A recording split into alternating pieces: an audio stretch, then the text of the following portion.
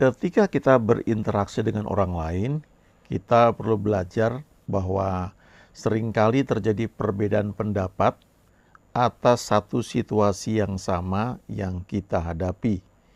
Ya, misalnya gambar yang kiri, itu ada angka 6. Kalau dilihat dari sisi sebelah kiri, ya, orang yang sebelah kiri itu melihat itu adalah angka 6. Tapi orang di seberangnya, di sisi sebelah kanan itu memandang itu adalah angka 9. Ya. Jadi terjadi perbedaan pendapat, pro dan kontra itu karena sudut pandang yang berbeda atau cara pandang yang berbeda. Itu sebabnya juga sering dikatakan bahwa kita tidak melihat segala sesuatu itu seperti apa adanya atau objektif. Tapi sebenarnya kita melihat segala sesuatu itu menurut cara pandang kita. Jadi subjektif. Ya. We don't see things as they are, we see things as we are. Kita melihat segala sesuatu itu bukan apa adanya, tetapi kita melihat segala sesuatu itu sebagaimana adanya kita, cara pandang kita, cara kita menilai. Ini aplikasinya banyak ya. Kalau kita sedang marah, misalnya gambar yang kanan itu, orang yang sebelah kanan itu gambarnya merah ya, sedang marah begitu. Jadi dia melihat dunia ini sebagai sesuatu yang jelek, sesuatu yang jahat, sesuatu yang penuh dengan kesulitan, sementara orang lain di sebelah kiri itu sedang penuh dengan damai sejahtera, sukacita. Dia memandang dunia yang sama itu sebagai dunia yang damai, yang indah, yang patut disyukuri, ya, yang enak untuk ditinggali, ditempati. Jadi ini sering terjadi, satu objek yang sama atau satu peristiwa yang sama dilihat oleh dua orang dari sudut pandang yang berbeda, maka penilaiannya juga berbeda. Ya. Jadi kita perlu belajar ini. Ya. Dan Alkitab sebenarnya mengajarkan untuk kita bisa belajar memandang bagaimana Tuhan memandang. Ya. Ingat cerita Yunus di Niniwe, waktu itu Tuhan mengutus dia untuk menyampaikan nubuat bahwa sebulan lagi Niniwe akan ditunggang balikan. Nah, Niniwe itu orang-orang yang jahat di sana.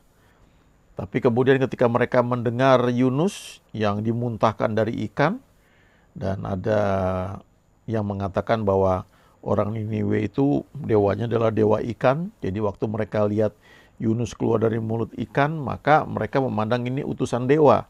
Dan mereka bertobat, dan nggak pernah kita baca itu ada sejarah satu negara semuanya puasa total, tidak makan, tidak minum, tidak hanya raja sampai pegawai yang paling bawah, sampai para budak, tapi hewan juga harus puasa. Dan kemudian mereka bertobat, ya, mereka berbalik, dan Tuhan tidak jadi memusnahkan mereka. Lalu Yunusnya marah, Yunusnya ngambek, karena dia merasa sia-sia yang dia sampaikan. Dan dia protes, dia bilang, kan itu sebabnya aku lari dari panggilanmu. Kan aku udah tahu kalau aku kesampaikan berita seperti yang kau perintahkan, mereka akan bertobat. Jadi mereka berbalik. Jadi nggak jadi nubuat yang aku sampaikan. Lalu Tuhan bilang satu kalimat yang bagus sekali ya. Yunus, Yunus ya, engkau begitu peduli pada pohon yang aku tumbuhkan, kemudian yang cuma tumbuh berapa lama kemudian mati ya. Kemudian dibilang begini, bagaimanakah aku tidak sayang pada Niniwe, kota yang penduduknya tidak tahu membedakan tangan kanan dengan tangan kiri ya. Jadi itu cara Tuhan memandang dari atas. Ya, dan itu sebabnya malapetaka yang tadinya akan diturunkan sesuai dengan berita yang Yunus sampaikan itu tidak jadi dilakukan. Jadi kita perlu belajar ya untuk memandang tidak hanya dari sudut pandang orang lain, tapi coba kira-kira apa ya cara pandang Tuhan terhadap peristiwa itu apa ya. Dan kita akan diperluas cara kita memandang. Ini ada beberapa kutipan yang menarik ya. Hurt people, wrong people, wrong people, better people, better people, steady people, steady people, free people, free people. Ya, coba kita lihat ya, hurt people, hurt people. Hurt itu terluka ya, atau melukai. Jadi kalau hurt people di sini kata hurtnya jadi kata sifat ya. Artinya orang yang terluka. Orang yang terluka akan cenderung melukai orang lain.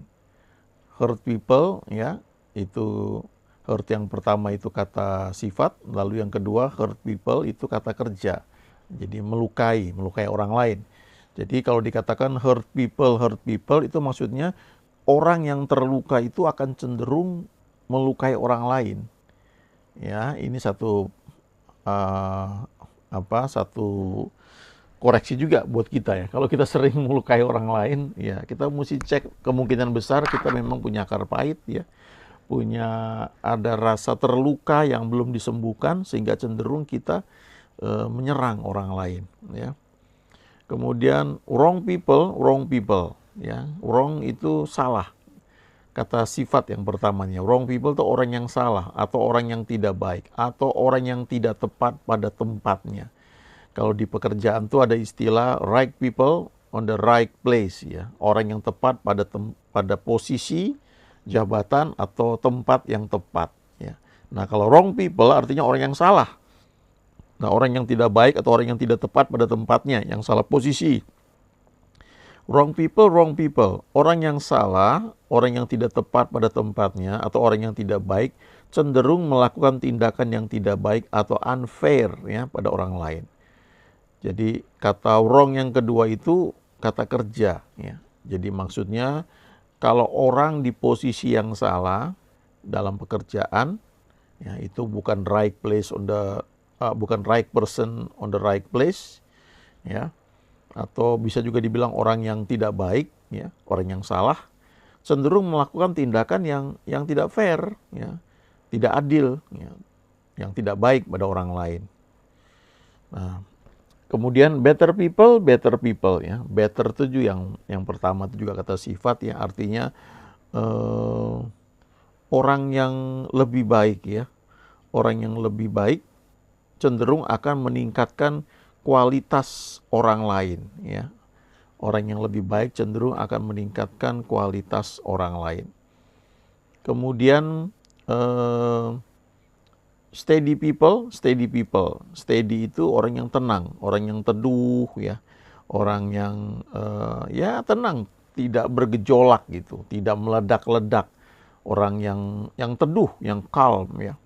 Orang yang dulu waktu saya SMA, saya masih ingat ya. Pada saat itu kalau mau masuk perguruan tinggi negeri ada jalur kalau belakangan disebut penelusuran minat dan bakat ya, atau jalur undangan. Kalau dulu namanya proyek perintis 2. Lalu ada jalur tes ya, kalau sekarang ini kan ujian tertulis ujian masuk tertulis berbasis komputer ya, atau UTBK ya, ujian tertulis berbasis komputer. Kalau dulu namanya PP1, proyek perintis 1. Jadi kalau orang yang masuk lewat jalur undangan atau jalur proyek perintis 2 dulu namanya, itu biasanya orang yang steady. Artinya dia lihat raportnya dari SMA kelas 1, kelas 2, lalu semester kelima ya. Itu semester kedua di kelas 3 itu, semester pertama ya maksudnya, kan udah ada raportnya. Itu nilainya cenderung baik ya. Itu orang yang steady. Biasanya tuh keterima di perguruan tinggi negeri, dan biasanya dulu IPB yang paling sering seperti itu terima, yang paling banyak jalur undangan. Tapi ada juga orang yang tidak steady gitu, yang mungkin bisa aja nggak semua sih, tapi sebagian ya belajarnya tuh tidak continue, tapi cepat nangkep sesuatu. Jadi kalau belajar sebentar aja terus dia bisa langsung dapat nilai yang bagus ya. Nah, belum tentu orang seperti itu steady ya, bisa aja orang yang apa ya istilahnya tuh, tidak terstruktur atau tidak terbiasa dalam satu kontinuitas dalam pelajaran gitu. Nah, tentu ada pengecualiannya, tapi kalimat ini mengatakan steady people. Steady people itu maksudnya orang yang tenang dan stabil, cenderung akan memberikan pengaruh positif atau konsisten pada lingkungannya. Ya. Lalu satu lagi, free people ya. Kata free yang pertama itu adalah kata sifat, yang kedua kata kerja ya. Jadi free people maksudnya orang yang memiliki kebebasan, orang yang merdeka, orang yang memahami tentang perlunya hak asasi ya. Orang yang menghargai kebebasan orang lain ya. Dia sendiri adalah orang yang merdeka, orang yang bebas. Jadi orang yang memiliki kebebasan cenderung memberikan atau memperjuangkan kebebasan bagi orang lain. Dulu waktu saya kuliah ya, di jurusan saya itu pada masa saya itu masa-masa yang sulit ya, apalagi angkatan-angkatan sebelumnya. Lalu angkatan di bawah saya sudah lebih baik dan selanjutnya yang berikutnya yang sudah terjadi perubahan besar ya. Nah, kenapa itu terjadi? Nah, ini analisa kami para mahasiswa waktu itu ya. Dosen-dosen yang sebelumnya itu memang dosen-dosen yang terbentuk pada didikan Belanda. Ya. Dan Belanda itu kan dulu menjajah Indonesia 350 tahun. Jadi ada mental yang terbentuk ya, ada istilahnya mental inlander ya, mental pribumi ya, dengan mental penguasa. Itu beda. Kita cenderung memandang orang Barat itu sebagai orang yang lebih hebat ya. Kita merasa sebagai bangsa yang jadi budak gitu tanpa kita sadari, dan itu butuh waktu ya untuk berubah. Kalau sekarang sudah banyak berubah. Jadi para mahasiswa dulu tuh juga dikenal mahasiswa abadi, lulusnya bisa 10 tahun, 15 tahun ya. Udah sibuk kerja baru nyari kesempatan buat ujian. Dan dosen-dosennya juga itu apa ya, saya dibilang kayak otoriter, dan kita nggak pernah tahu kalau kita ujian tuh nilai kita kok bisa dapat F ya atau dapat E, kok jarang sekali dapat A, salahnya di mana kita nggak tahu. Tapi belakangan ya waktu saya mulai kuliah itu juga sudah mulai 1-2 dosen-dosen yang kuliah di Amerika. Nah, di Amerika kan negara yang menghargai kebebasan. Mereka pulang dan mereka punya mindset yang berbeda. Ketika mereka memberikan soal kepada mahasiswa untuk ujian, mereka memberikan kesempatan kepada mahasiswa itu untuk cek gitu. Kalau nggak terima, ya mereka boleh lihat berkas ujiannya itu, tapi nggak boleh dibawa gitu ya. Lihatnya, kenapa nilainya misalnya D atau C atau mungkin nggak lulus ya. Boleh datang, dosennya tunjukin ini kamu salahnya di sini gitu. Ya, karena dosen ini memang terdidik di negara yang memang mindsetnya berbeda ya. Jadi dia melihat tiap orang punya hak untuk bisa menyatakan pendapatnya. Nah, lalu ada lagi dosen yang lebih ini perubahan drastis ya. Selesai ujian dia periksa, dia balikin semua tuh hasil pemeriksaannya ya. Luar biasa itu. Kalau sebelumnya kita nggak pernah tahu itu diperiksa apa enggak, tahu-tahu keluar nilainya udah F aja gitu ya. Ada prinsip sepertinya gini, kalau ujian tuh, kalau ulangan ya, ujian lah. Itu terakhir dilihat dulu jawabannya itu. Jawabannya tuh angkanya bagus enggak tuh. Kalau angkanya keriting enggak bagus, kemungkinan salah pekerjaan kita. Tapi kalau angkanya bagus itu kemungkinan betul. Kita mesti kotakin itu. Nah, begitu tuh betul dilihat jalannya. Cara mencapainya gimana. Ya, kalau salah ya nggak lulus juga ya. Jadi begitu sulit pada masa itu. Nah, belakangan ya muncul dosen-dosen yang ini, free people ya. Ada satu lagi kutipan yang kalau kita baca ya di Alkitab ini sebenarnya ada ini, condemn people ya. Condemn itu tertuduh ya. Orang yang tertuduh akan cenderung menuduh orang lain ya. Ada ayatnya di Roma 8 ya, ayat 2, there is now no condemnation ya, in Christ Jesus. Roma 8 ayat 1 kalau nggak salah ya. There is now no condemnation for those who are in Christ Jesus ya. Tidak ada penuduhan, bahasa Indonesia itu penghakiman ya, bagi mereka yang ada di dalam Kristus Yesus. Jadi ini semua soal cara pandang, ya. Itu mempengaruhi sekali dalam kehidupan kita ketika berinteraksi dengan orang lain, ya. Nah, selanjutnya ini ada cerita yang menarik di bukunya Stephen Covey, ya. Dia cerita ada satu kejadian, ya, ada seorang yang bertugas di salah satu kapal perang Inggris kalau nggak salah, ya. Mereka sedang latihan perang dalam cuaca yang sangat gelap dan berkabut, ya. Nah, saking gelapnya itu mereka nyaris nggak bisa lihat, ya. Sudah beberapa hari itu ada cuacanya nggak bagus, ya, kabut. Dan ketika malam hari, ya, ini bicara konteksnya kan sekian puluh tahun yang lalu, ya. Tentunya kapal perang pada masa itu walaupun sudah keren, ya tidak sehebat yang sekarang ini, ya. Lalu ada yang pengawas di anjungan tuh bilang, oh, ada cahaya katanya di arah depan katanya, searah dengan kita. Lalu kaptennya nanya, bergerak menjauhi kita atau mendekat kepada kita? Dia bilang tetap gak bergerak katanya. Terus kaptennya bilang, kirim pesan, ya, pakai telegram gitu, ya, pakai kode Morse.